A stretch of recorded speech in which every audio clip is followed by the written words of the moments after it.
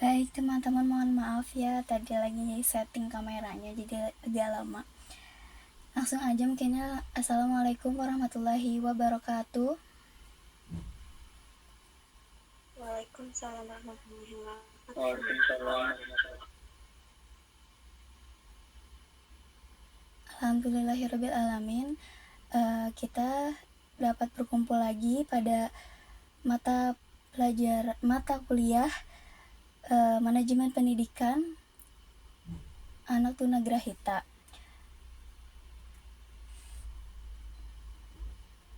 Sebentar.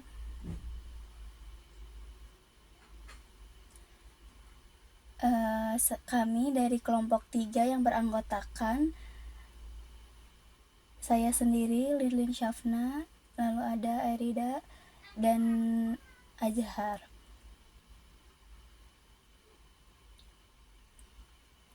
Nah, kami di sini akan melaporkan pelaksanaan penyelenggaraan manajemen pendidikan inklusif tingkat SD. Kebetulan kita penelitiannya ke SDN 035 Soka. Langsung saja mungkin ya kepada M. Azhar, silakan.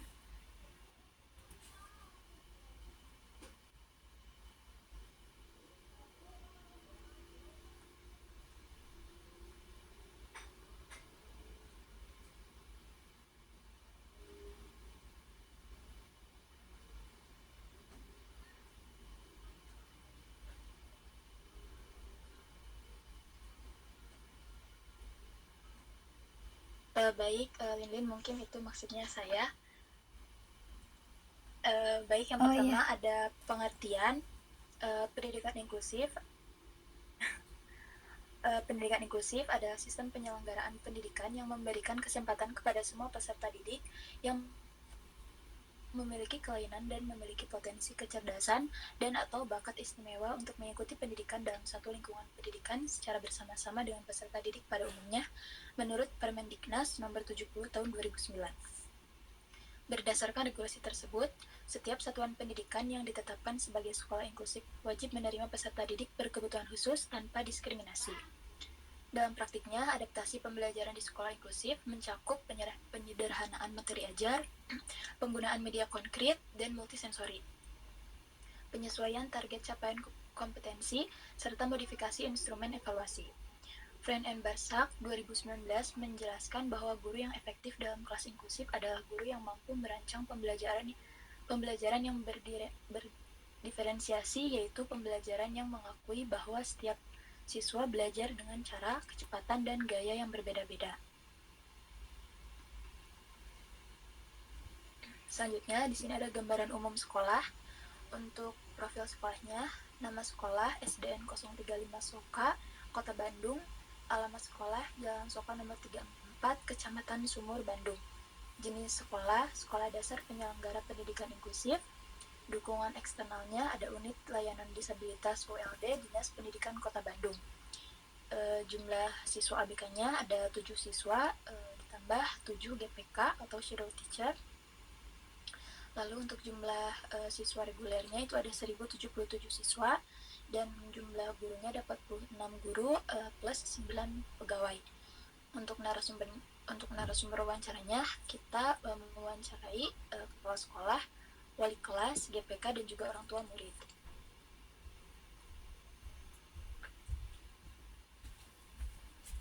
Selanjutnya ada pelaksanaan inklusi. Sistem penerimaan ABK-nya yaitu mengikuti jalur afirmasi atau PDBK dari Dinas Pendidikan Kota Bandung, lalu juga asesmen awal oleh psikolog atau ULD sebelum siswa resmi diterima. Juga GPK dari luar sekolah itu diizinkan jika orang tua mampu. Itu belum tersedia SOP tertulis internal sekolah untuk tindak lanjut setelah penerimaan. Untuk adaptasi pembelajarannya, target capaian ABK itu tidak disamakan dengan siswa reguler, serta ada penyederhanaan materi, lalu juga soal evaluasi didiskusikan antara wali kelas dan GPK terlebih dahulu. Adaptasi belum terdokumentasi dalam RPP modifikasi tertulis. Lalu untuk kolaborasi guru dan GPK-nya, guru kelas menyampaikan materi di depan kelas, lalu GPK menyederhanakan dan menerjemahkan materi kepada siswa ABK, serta koordinasi lebih intensif menjelang dan sesudah evaluasi. Koordinasi masih situasional, belum terjadwal secara rutin. Terima kasih. Baik, terima kasih Arida. Untuk selanjutnya kepada Azhar, silakan.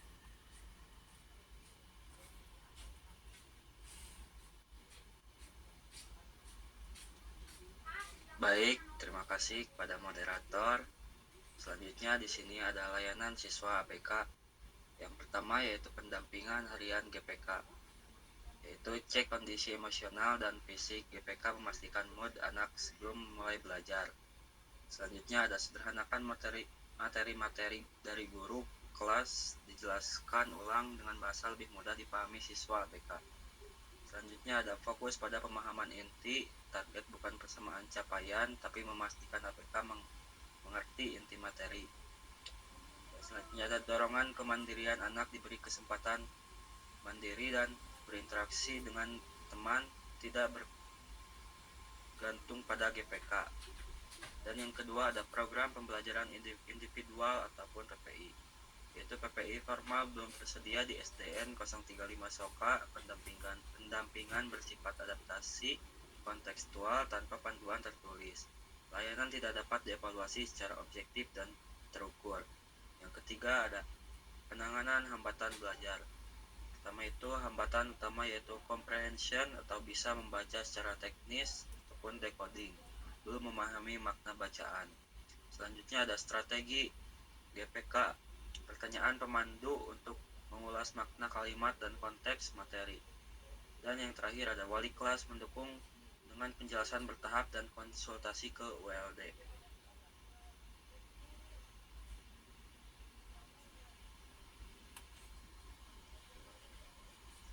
Dan selanjutnya yaitu ada interaksi sosial dan budaya inklusif. Pertama itu interaksi siswa reguler dan APK. Awalnya ada rasa kaget, namun lama-kelamaan siswa reguler mulai terbiasa dan menerima. Selanjutnya ada wali kelas aktif memberikan pemahaman kepada siswa reguler tentang menghargai perbedaan. Selanjutnya ada siswa ABK memiliki kemauan sosial yang baik, sudah mulai berani bertanya dan berinteraksi mandiri. Selanjutnya ada orang tua mengapresiasi lingkungan sosial sekolah. Selanjutnya ada perkembangan positif ABK, yaitu lebih mandiri dan bertanggung jawab, mampu beradaptasi dengan lingkungan ramai, lebih semangat pergi ke sekolah, dan mulai berani bertanya kepada teman. Dan yang terakhir ada upaya membangun budaya inklusif, yaitu kepala sekolah mengadakan workshop, BIMTEK, briefing, dan diskusi rutin antar guru. Selanjutnya ada wali kelas memberikan pemahaman aktif kepada siswa reguler tentang menghargai ABK. Selanjutnya ada GPK melatih ABK untuk berani berinteraksi dan mengungkapkan diri secara mandiri. Selanjutnya ada ULD Diskan memberikan dukungan konsultatif saat dibutuhkan sekolah. Selanjutnya ada orang tua memilih sekolah ramah inklusif dan mendukung perkembangan anak dari rumah. Program edukasi inklusi untuk seluruh warga sekolah masih perlu dikembangkan oleh sistematis. Selanjutnya ada kendala implementasi pendidikan inklusif. Yang pertama itu ada aspek guru, yaitu yang pertama pengetahuan awal guru tentang ABK masih terbatas, bergantung pada workshop dan BIMTEK dari dinas. Kedua ada belum tersedia GPK berstatus tetap di sekolah. Selanjutnya ada GPK menghadapi fluktuasi mood anak, kadang menolak tugas, kemandirian personal masih rendah. Selanjutnya ada guru kesulitan menyeimbangkan kebutuhan siswa reguler dan ABK secara bersamaan. Dan yang kedua ada aspek kurikulum, yaitu belum ada PPI formal, layanan tidak terukur dan tidak dapat dievaluasi secara objektif. Selanjutnya ada KKM ABK masih disamakan dengan siswa reguler, belum ada KKM khusus. Selanjutnya ada tidak ada dokumentasi adaptif kurikulum dalam RPP, penyesuaian bergantung pada inisiatif individu. Selanjutnya ada kurikulum nasional yang seragam menyulitkan adaptasi bermakna bagi ABK. Dan yang terakhir ada aspek lingkungan. Pertama yaitu kelas aktif, sumber distraksi tinggi bagi ABK. Yang kedua ada belum tersedia ruang khusus layanan individual ABK. Yang ketiga, komunikasi orang tua via WhatsApp kurang responsif, hanya 1-2 kali per bulan. Dan yang ketiga itu belum ada program khusus pengembangan minat dan keterampilan ABK. Saya kembalikan pada moderator. Terima kasih. Baik, terima kasih. Untuk selanjutnya dibacakan oleh saya dokumentasi kondisi layanan inklusi. Komponennya ada sistem penerimaan ABK, jalur afirmasi atau PDBK Dinas Pendidikan, kondisi lapangannya yaitu asesmen psikolog atau ke ULD, statusnya ada dan terstruktur. Lalu adaptasi pembelajaran itu dilakukan secara fleksibel, belum terdokumentasi dalam RPP modifikasi. Nah, ini itu masih perlu formalitas gitu ya. Lalu program pembelajaran individual atau PPI belum tersedia dalam bentuk formal tertulis. Statusnya belum ada karena ini tuh shadow teacher atau GPK-nya belum dapat mendapatkan struktur dari program PPI-nya itu. Kan PPI-nya harus ada kelompoknya gitu untuk membuat PPI untuk salah satu anak atau semua anaknya gitu. Nah, ini belum ada, jadi tidak tersedia. Lalu kolaborasi guru kelas dan GPK-nya itu berjalan baik, lebih intensif menjelang evaluasi. Jadi berjalannya itu lebih ada apa ya? Berjalannya itu ketika menjelang evaluasi gitu. Sebelum itu kurang apa ya? Dari wali kelasnya kurang seperti jelek lah komunikasinya gitu. Statusnya situasional. Lalu keterlibatan orang tua, komunikasinya via WA masih terbatas 1-2 kali per bulan. Nah, ini itu kurang optimal ya. Karena seperti yang saya tadi katakan gitu, wali kelasnya cukup sibuk gitu. Jadi ke GPK-nya juga kurang, ke orang tuanya juga kurang komunikasinya gitu. Jadi ya kurang optimal gitu. Lalu untuk dukungan ULD Dinas Pendidikan itu dapat diakses atau konsultatif saat dibutuhkan.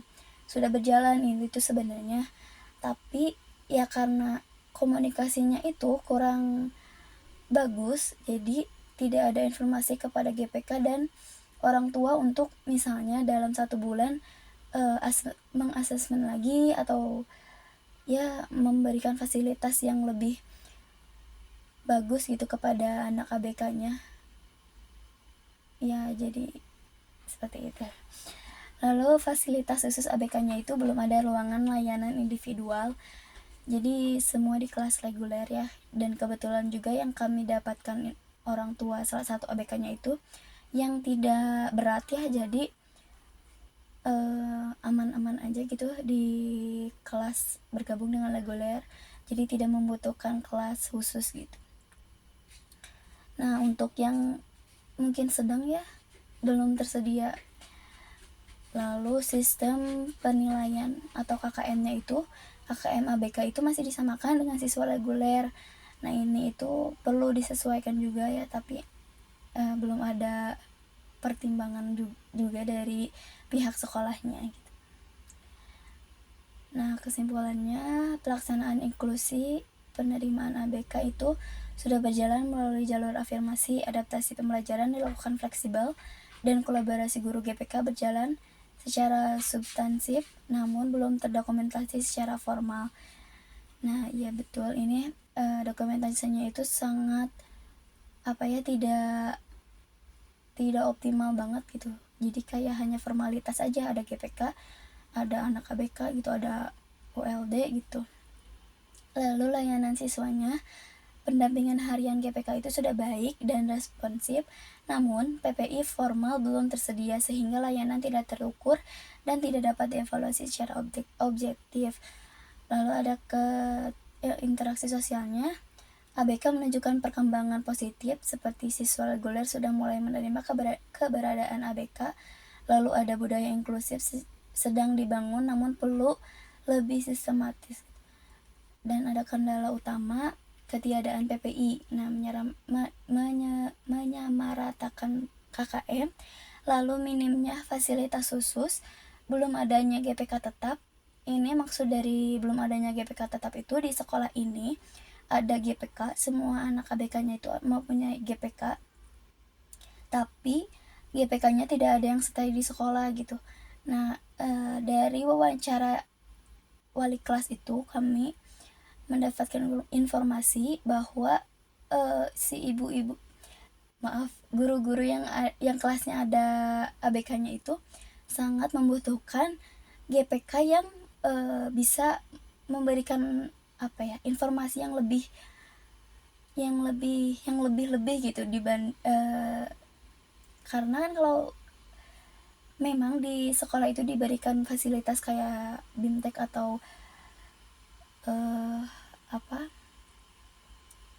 pelatihan-pelatihan itu, tapi katanya itu belum cukup ya, karena hanya seperti materi-materi hanya obrolan aja gitu, tidak secara nyatanya atau atau praktek langsung gitu. Jadi butuh GPK yang tetap di sekolah, karena GPK yang ada itu tidak stay di sekolah gitu. Kalau anaknya pulang ya jadi ikut pulang gitu, jadi tidak kurang bersosialisasi juga dengan guru-guru yang lain, terutama guru yang memiliki di kelasnya ada anak ABK-nya gitu. Lalu komunikasi orang tua yang juga belum optimal, itu menjadi PR besar yang perlu segera ditindaklanjuti. Nah, ada saran dan rekomendasi dari kita untuk pihak sekolah, itu susun SOP penerimaan ABK tertulis di level internal sekolah. Nah, kebetulan kami itu diminta oleh Pak Henry itu ada dokumentasi struktur layanan disabilitasnya gitu. Itu belum ada gitu. Jadi ya kalau bisa gitu harus udah ada disusun gitu. Dan juga ini juga SOP penerimaan ABK-nya juga seperti itu. Lalu yang kedua, implementasi PPI formal untuk setiap siswa ABK. Yang ketiga itu tetapkan KKM tersendiri untuk ABK, tidak disamakan dengan siswa reguler. Lalu jadwalkan koordinasi rutin wali kelas GPK orang tua minimal 1 kali per bulan. Lalu orang tuanya itu tingkat responsif, komunikasi dengan pihak sekolah, lalu berikan stimulasi belajar di rumah selaras dengan program sekolah. Nah, ini juga ABK yang kami dapatkan ini kurang stimulus juga belajar di rumahnya, karena si ibunya juga kayak yang penting itu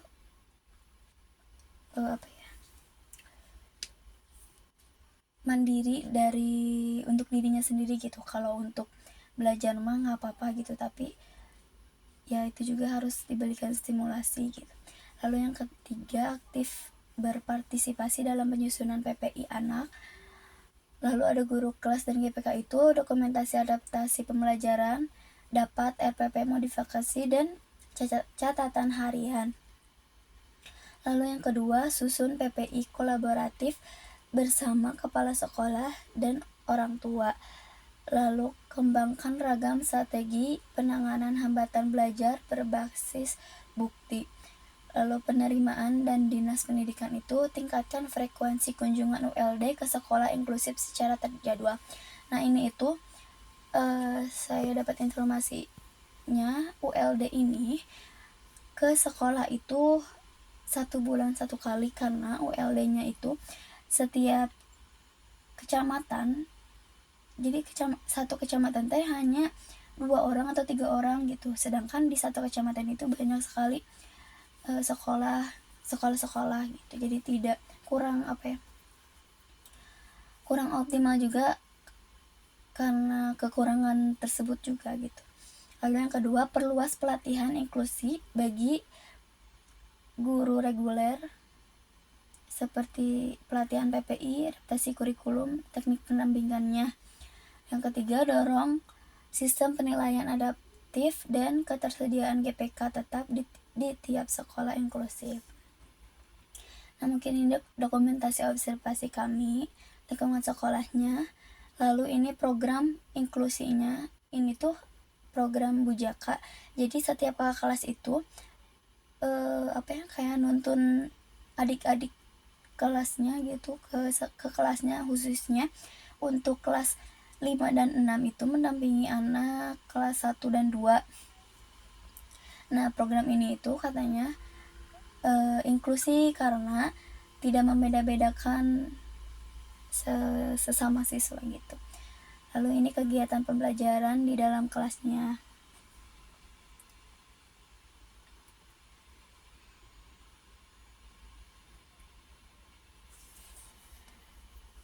Mungkin cukup sekian dari kami. Mohon maaf apabila ada salah penyampaian atau kurang jelas gitu.